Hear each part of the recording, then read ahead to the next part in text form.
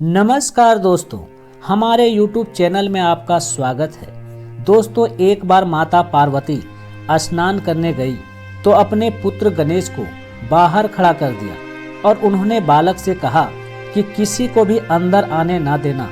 कुछ देर बाद भगवान शिव आए और अंदर जाने लगे। तभी गणेश जी ने उनको अंदर जाने से रोका।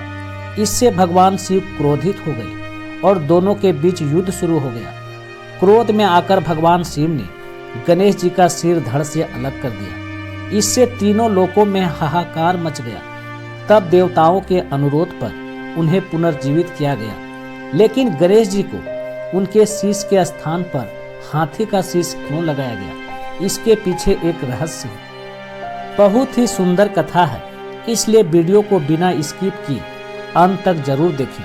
कथा को शुरू करने से पहले आपसे एक छोटा सा रिक्वेस्ट है कि वीडियो को लाइक, शेयर और सब्सक्राइब करना ना भूलें। तो चलिए अब कथा को शुरू करते हैं। दोस्तों, गज और असुर के संयोग से एक असुर जन्मा था जिसका नाम था गजासुर। गजासुर शिव जी का बहुत बड़ा भक्त था। वह शिव जी के बिना अपनी कल्पना ही नहीं करता था। उसकी भक्ति से शिव जी प्रसन्न हो गए और वर मांगने को कहा। गजासुर ने कहा, भगवान, आपकी आराधना में कीट पक्षों द्वारा होने वाले विघ्न से मुक्ति चाहिए, इसलिए मेरे शरीर से हमेशा तेज अग्नि निकलती रहे, जिससे कोई पास न आए और मैं निर्विघ्न आपकी आराधना करता रहूं। महादेव ने गजासुर को उसका मनचाहा वरदान दे दिया। गजासुर फिर से शिव जी की साधना में लीन हो गया। हजारों साल के घोर तप से शिव जी फिर प्रकट हुए और कहा, तुम्हारे तप से प्रसन्न होकर मैंने मनचाहा वरदान दिया था, मैं फिर से प्रसन्न हूँ, बोलो अब क्या चाहिए। गजासुर कुछ इच्छा लेकर तो तप कर नहीं रहा था।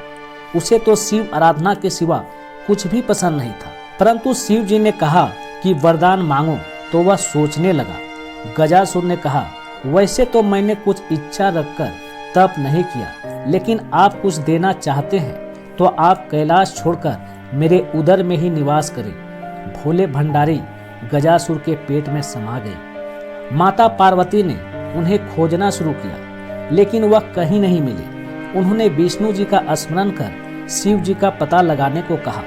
श्री हरि ने कहा, बहन आप दुखी ना हो, भोले भंडारी से कोई कुछ भी मांग ले, दे देते हैं। वरदान स्वरूप वह गजासुर के उदर में वास कर रहे हैं। श्री हरि ने एक लीला की। उन्होंने नंदी बैल को नृत्य का प्रशिक्षण दिया और फिर उसे खूब सजाने के बाद गजासुर के सामने जाकर नाचने को कहा।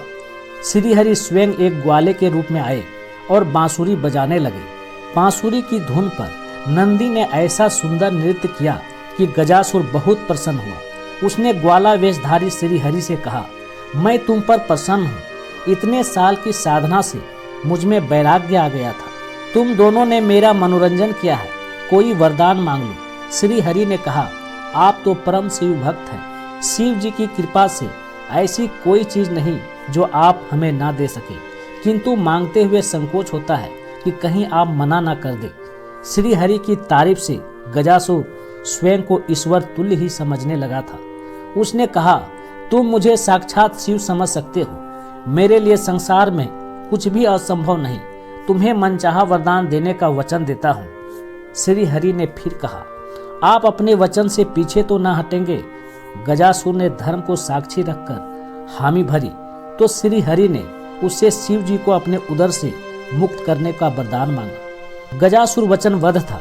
वह समझ गया कि उसके पेट में बसे शिव जी का रहस्य जानने वाला यह कोई साधारण ग्वाला नहीं है, अवश्य भगवान विष्णु आए हैं। उसने शिव जी को मुक्त कर दिया और एक आखिरी वरदान मांगा। उसने कहा, भगवान, आपको उदर में लेने के पीछे किसी का अहित करने की मनसा नहीं थी।